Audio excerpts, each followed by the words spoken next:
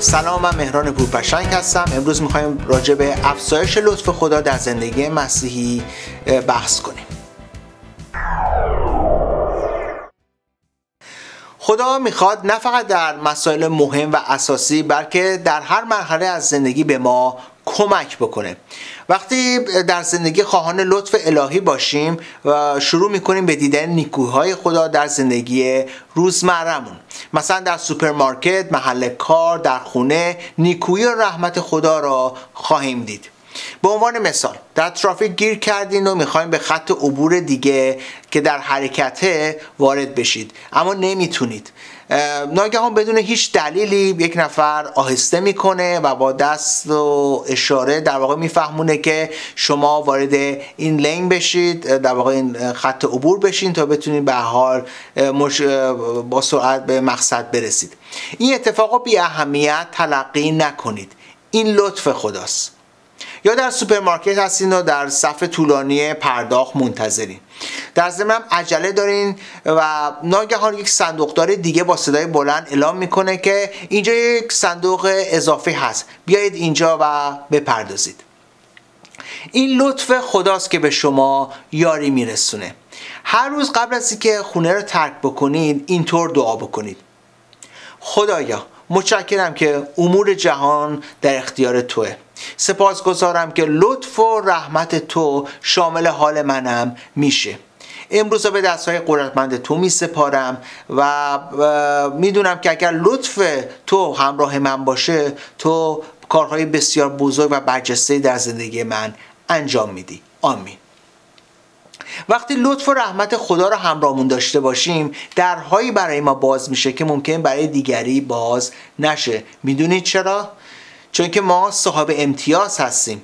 چیز خاصی در مورد ما وجود داره. ما لطف و رحمت خدا رو همراه خودمون داریم. به عبارت دیگه، این ایمان و اعتماد ما به خداونده که تفاوت ایجاد میکنه. گاهی ممکنه یک تأخیر باعث بشه که شما از یک تصادف نجات پیدا کنید، یا همون تأخیر باعث بشه که شما پیام نجات بخش انجیل رو با شخصی در میون بگذارید. شاید همون تأخیر باعث بشه که مسیر زندگی شما و دیگری تغییر پیدا بکنه. شاید همون تأخیر منجر به وقوع یک معجزه بشه. به باور داشتن لطف خدا در زندگیتون ادامه بدید. در زندگیتون همیشه خواهان لطف خدا باشید. هر روز صبح برخیزید و در واقع این اعتراف نیکو رو به زبون بیارید و بگید که من لطف خدا را همراه خودم دارم. منفعل ننشینید. سهم خودتون رو ادا بکنید تا خدا هم سهم خودش رو انجام بده. وقتی شما خواهان لطف الهی باشین، معجزات جزء در واقع لاینفک زندگی شما خواهد شد. یک جزء جدا ناشدنی در زندگی شما خواهد بود. معجزات به امر طبیعی تو زندگیتون تبدیل میشه. در واقع میشه گفت که این لطف و رحمت نه فقط برای خودمونه بلکه برای دیگران هم هست و اونها هم ازش بهره مند میشن. بنابراین یاد بگیرید در هر مرحله از زندگیتون به لطف خدا اعتراف کنید، اعتراف نیکو کنید. میتونید اون را به هنگام رانندگی زمزمه کنید. به یاد داشته باشین که هرچی بیشتر خواهان لطف الهی باشین، بیشتر از لطف خدا بهره مند خواهید شد. لطف خدا میتونه موجب بشه که مردم برای شما استثناء قائل بشن و قوانینشون رو به خاطر شما عوض بکنن، یا کار غیر معمولی انجام بدن در حالی که مثلا قبل از اون این کار رو انجام نداده بودن. لطف خدا سبب میشه که مردم برای کمک به شما خودشون رو به زحمت بندازن. شما فرزند خدا هستین، بنابراین خدا میخواد بهترین کار را برای شما انجام بده. این خداست که به شما امتیاز خاص میده. خدا میخواد که شما در زندگیتون کارهای برجسته‌ای انجام بدید با کمک و لطف و محبت اون. خدا نمیخواد شما رو مایوس کنه، بلکه میخواد خدا به شما کمک کنه. بنابراین هرگز از خدا مایوس نشین و در واقع همیشه ما باید آماده باشیم تا خداوند در زندگی ما کارهای بزرگی انجام بده. وقتی واقعا درک میکنیم که به این لطف به این لطف عالی خدا دسترسی داریم، در واقع زندگی ما سرشار از شادی و امید میشه و شجاع هم میشیم و چیزهایی رو از خدا درخواست میکنیم که به طور معمول درخواست نمی کردیم. قبل از اون این درخواست دعای ما چیزهای دیگه بود، چیزهای خیلی محدود کوچیک، ولی خداوند رو حالا میخوایم با درخواستهای بزرگ در واقع وادار کنیم که کارهای بزرگی در زندگی ما انجام بده. وقتی که به عمق وجودمون نگاه بکنیم میبینیم که در این زندگی صاحب امتیاز هستیم و اون امتیاز اینه که لطف خدا را همراه خودمون داریم. در کتاب مقدس داستانی هست درباره فرماندار رومی به نام کورنلیوس. کتاب مقدس میگه کورنلیوس شخص خداپرست و پرهیزکار بود و خانواده‌ای خدا ترس داشت. اون همیشه با سخاوت به فقرای یهودی کمک میکرد و به درگاه خدا هم دعا میکرد. این نکته رو میتونید در اعمال رسولان فصل 10 مطالعه بفرمایید. کورنلیوس یادتون باشه که مسیحی نبود، اون به دین یهود گرویده بود. اون مردی پرهیزکار و سخاوتمند بود. اما یه روز فرشته خداوند بهش ظاهر میشه و میگه که دعاها و نیکوکاری‌های تو از نظر خدا دور نمونده. توجه میفرمایید؟ دعاها و نیکوکاری‌های تو از نزد خدا دور نمونده. ادامه داستان خودتون میتونید بخونید. کتاب مقدس کورنلیوس و خانواده‌اش رو به عنوان اولین خانواده غیر یهودی که مسیحی شدن ثبت کرده.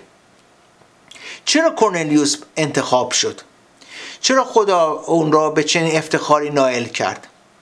فرشته به کورنلیوس گفت دعاها و نیکوکاری‌های تو از نظر خدا دور نمونده.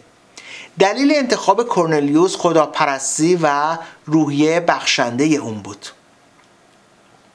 به همین ترتیب وقتی که ما سخاوت و بخشش نشون میدیم و به دیگران کمک میکنیم نظر خدا جلب میشه.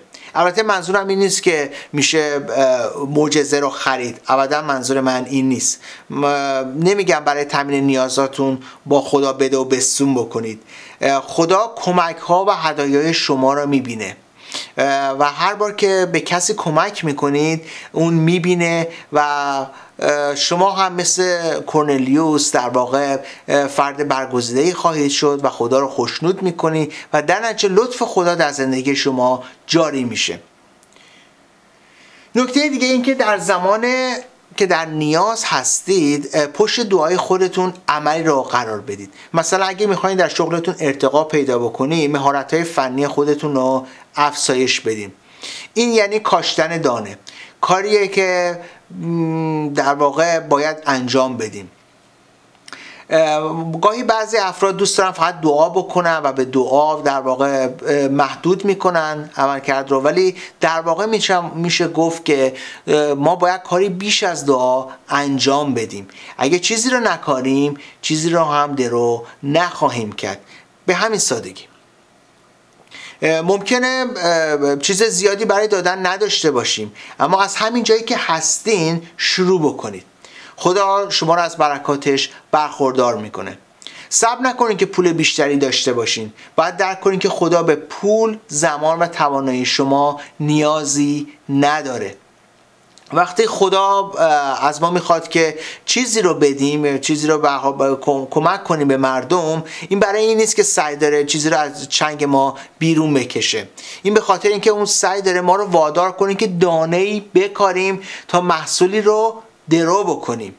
شما دانه‌ای رو میکارین و اون وقت خدا اون رو برکت میده و محصول زیادی رو در واقع درو خواهید کرد. اگه میخواین در امور مالی موفق باشین خدا رو مقدم قرار بدین. اگه میخواین در کسب و کارتون توفیق حاصل بکنین خدا رو مقدم قرار بدین. وقتی احترام خدا رو نگه میدارین او هم احترام شما رو نگه میداره. وقتی خدا به سراغ محصول شما میره آیا اونجا چیزی هست؟ آیا اونجا دانه‌ای از محبت کاشتید؟ آیا دانه‌ای از عملکرد مثبت و نیکو اونجا وجود داره؟ آیا برای عطا کردن دارین زندگی میکنین یا دریافت کردن؟ مهم این نیست که چقدر کار نیکو انجام میدیم، اعمال سرشار از محبت خالص توجه خدا رو جلب میکنه.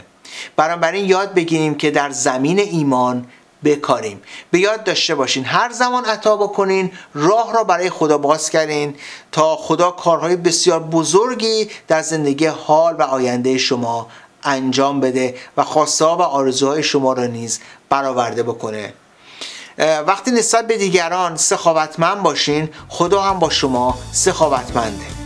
بنابراین به خدا اعتماد بکنید و منفعل نباشید و به مردم کمک بکنید و محبت خدا را نشون بدید در اجتماع تا شاهد معجزات و کارهای برجسته خداوند در زندگیتون باشید. موفق باشید.